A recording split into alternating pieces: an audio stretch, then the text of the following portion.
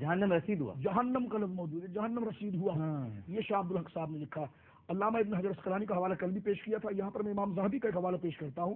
امام زاہبی جن کا منصب ایک یہاں پر کنفیوژن اور شک پیدا کیا جاتا ہے کہ یہ تاریخ کی بات ہے. تاریخ تو رتب و یابس کا مجموعہ ہوتا ہے، ملی جلی باتیں ہوتی ہیں.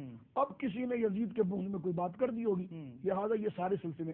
لیکن یہ وہ شخصیات جو میں نے آپ کی خدمت میں ذکر کر رہا ہوں کہ تاریخ ان کی تحقیق کے بغیر معتبر نہیں ہوتی. واہ واہ واہ واہ. یہ تحقیق اور تنقیح اور درجہ امامت پر لوگ پہنچے ہوئے حضرات ہیں. حضرت شمس الدین ذہبی رحمۃ اللہ علیہ نے سیر اعلام النبلاء میں اور میزان الاعتدال میں فرمایا کہ 40 سال عمر انسان کے لیے بڑی معتبر ہوتی ہے اور اللہ کی جانب سے باعث رحمت ہوتی ہے. فرمایا ولم یکمل 40. یزید اتنا بڑا خبیث تھا کہ خدا نے اس کو 40 سال کی عمر بھی عطا فرمائی. 38 سال. فرمایا ولم یبارک فی عمرہ، اللہ نے اس کی عمر سے برکت اٹھا لی تھی. کانا خبیثا ناصبا جلفن. فرمایا وہ بدبخت تھا، اہل بیت کا دشمن تھا اور وہ غدار تھا. اور یہاں تک کہ شاہ فرمایا کہ ولیس بأہل. مثال کے طور پر آپ نے بڑے بڑے بزرگوں سے ملاقات کی ہوگی، شاید میں نے ان سے نہیں کی، لیکن آپ اگر کسی معتبر بزرگ کا حوالہ دیں مجھے تو دینی رشتہ اگر میرا آپ سے ہے، کوئی جاؤ حشمت یا آپ کی گوئے کے مرتبے کے حوالے سے نہ ہو، دینی رشتہ ہو، تو میں بڑھ کر آپ کے پاس آؤں گا اور کہوں گا ڈاکٹر صاحب آپ ان کے پاس کب گئے تھے؟ بالکل صحیح. اس وقت وہ کیا کر رہے تھے؟ ان کی خدمت میں کون بیٹھا ہوا تھا؟ اور قبلہ ڈاکٹر صاحب آپ نے ان سے کیا سنا تھا؟ یہ روایت لینے کا انداز ہوتا ہے. یعنی ہر ایک اور معتبر شخص سے روایت لی جاتی ہے. جی. میں پوچھتا ہوں آپ اگر اپنے دور میں کسی اللہ کے ولی، کسی نیک صالح شخص، کسی عالم سے اگر ملاقات کریں تو لوگ تو تانتا باندھ کر آپ کے پاس آئیں کہ ان کی زیارت ہم نہ کر سکے. آپ ارشاد فرمائے وہ کیا سنا آپ نے ان سے؟ تو جو دور صحابہ پا رہا ہو، میں یہ بتانا چاہ رہا ہوں، جو دور صحابہ پا رہا ہو تو لوگ یہ نہ پوچھے کہ یزید نے بھی کوئی روایت کی ہے. یزید کے والد تو حضرت امیر معاویہ صحابی رسول ہے، اپنے والد سے کوئی روایت کی ہے انہی سے کر لیتا. تو علامہ ابن حجر اسقلانی جلال میں لکھتے ہیں کہ لیس بأہل ان یروى عنہ. اس خبیث کی اوقات ہی نہیں تھی کہ اس کے ناپاک منہ سے رسول اللہ کا قول ہوا. سبحان اللہ سبحان اللہ. تو میں یہ بتانا چاہ رہا ہوں یہ وہ سارے سلسلے یزید کے حوالے سے. اور محرمات کی بات بھی میں نے کر دی آپ کے سامنے، یہ اس نے کیا. امام متکلمین علامہ سعد الدین تفتزانی رحمۃ اللہ علیہ شرح عقائد، ابھی علامہ ڈاکٹر کوکب نورانی صاحب بڑے خوبصورت انداز میں حوالہ دے رہے تھے. آپ نے الکامل کا حوالہ دیا. جی ٹھیک ہے نا، الکامل کا حوالہ دیا کہ یزید کے بارے میں یہ ہے. لیکن الکامل کے حوالوں کے ساتھ وہ بڑا مضبوط حوالہ آپ نے پیش کیا. میں اس میں مزید ایک اضافہ کرتے ہوئے ارشاد عرض کرنا چاہوں گا کہ علامہ سعد الدین تفتزانی رحمۃ اللہ علیہ جن کی معتبر کتاب شرح عقائد، شرح عقائد کے اندر آپ نے یہ بات لکھی ہے کہ یزید پر خدا کی لعنت ہو، اس کے معاونین پر لعنت ہو اور ان کے انصار پر لعنت ہو. علامہ سید محمود آلوسی اس کی لعنت کے قائل. یہ پورا سلسلہ جو پورا پروگرام اس پہ گزر جائے گا کہ جناب یہ اس کی مذمت اور اس کے معاملات کے حوالے سے. میں یہاں پر یہ عرض کرنا چاہ رہا ہوں یزید کے حوالے سے حدیث قسطنطنیہ. جی قبلہ ڈاکٹر صاحب نے اس پر بڑا تفصیلی خطاب فرمایا اور بہت پیارے اور اللہ کو. لیکن آپ کی بات جو ہے نا وہ پھر کچھ اور ہی ہے. ذرا میں حضور سے اس میں یہ اپنا حصہ ملانا چاہوں گا امام علی مقام رضی اللہ تعالیٰ عنہ وارضاہ عنہ کے ایک حوالے سے. ناسبیت کا ایک میں آپ کو کام بتاؤں. ناسبی یہ کرتے ہیں کہ حضرت امام حسین کے اس منصب پر حملہ کرنا چاہتے ہیں جہاں سے ان کے مرتبے کا سب سے بڑا تحفظ ہوتا ہے، اور کچھ غلطی میں اور آپ بھی کر جاتے ہیں. ہم بینر پہ لکھتے ہیں نواسہ رسول، سبیل پہ لکھتے ہیں نواسہ رسول، تقریر میں کہتے ہیں نواسہ رسول.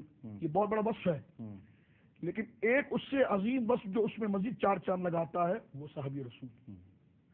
ہم یہ نہیں لکھتے، یہ آپ نے لکھنا ہے. اور میں ناظرین سے کہوں گا سیدنا امام علی مقام اور امام حسن کا جب ذکر کریں تو صحابیت کا ذکر، میں نے صحابی کی پوری تحقیق پیش کی تھی، تدریب الراوی سے، تقریب الناوی سے، فتح المغیث سے اور مصطلحات الحدیث کی تمام کتابوں سے. آپ کہیں گے جی اس کی کیوں ضرورت ہے؟ میں کہوں گا سیدنا صدیق اکبر کے فیصلے جو کیے انہوں نے وہ غلط ہے. کہا جی ٹھیک نہیں، غلط نہیں ہے، بالکل ٹھیک ہے. میں نے کہا کیوں ٹھیک ہے؟ کہا صحابی ہے.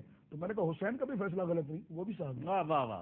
اگر ابو بکر صدیق رضی اللہ تعالیٰ کے فیصلے معتبر ہیں کیونکہ ان کے سر پر صحابیت کا تاج ہے، فاروق اعظم کے کیے ہوئے فیصلے اگر معتبر ہیں اور درست ہیں اور صائب ہیں اس کے خلاف بات نہیں کی جا سکتی، اس لیے کہ وہ صحابی ہیں.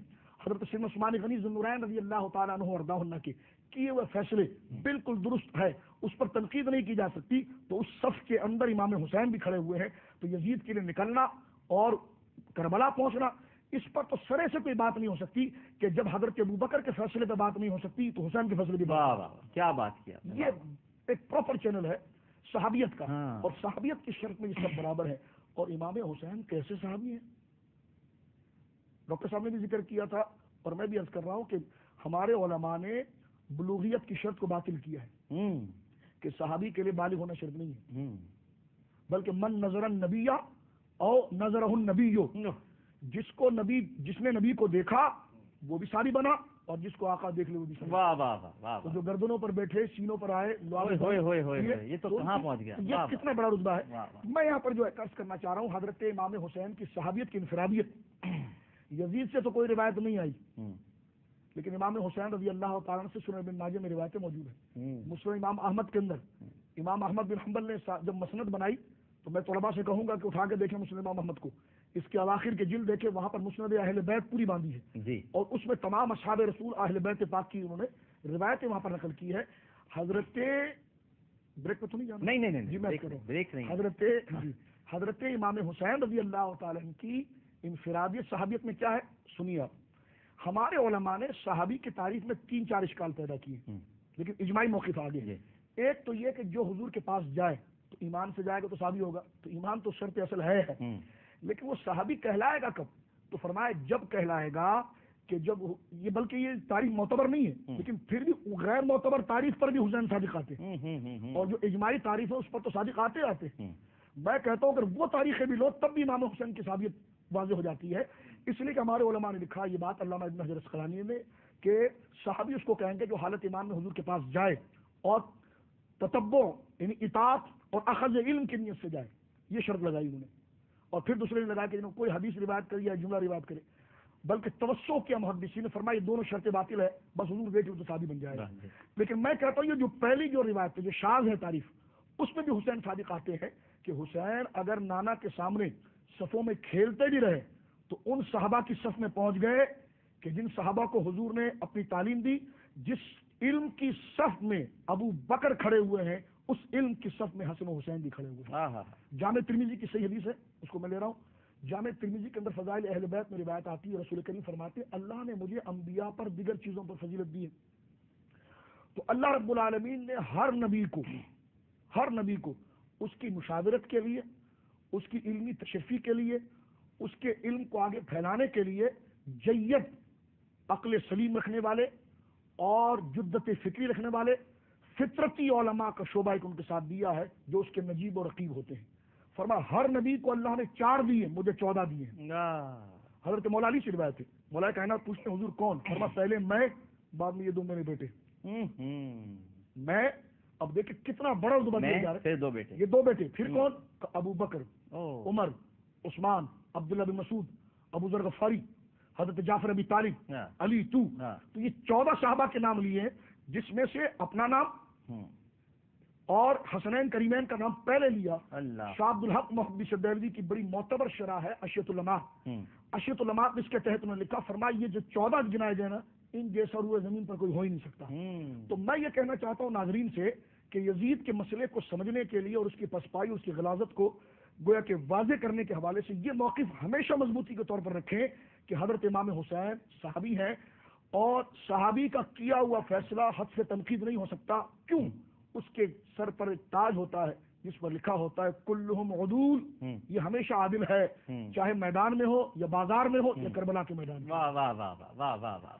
پھر انشاءاللہ حدیث قسم تنیہ کے حوالے سے میں بھی آپ کو اس پر رحمت دیتا ہوں. یہ تمہید میں نے اس لیے باندھی ہے معذرت کے ساتھ. نہیں بہت اچھی آپ کہ ہمارے ناظرین جو ہیں بڑے سادہ لوگ، لیکن جدید علماء آتے ہیں گزارشات اپنی ارشادات پیش کرتے ہیں.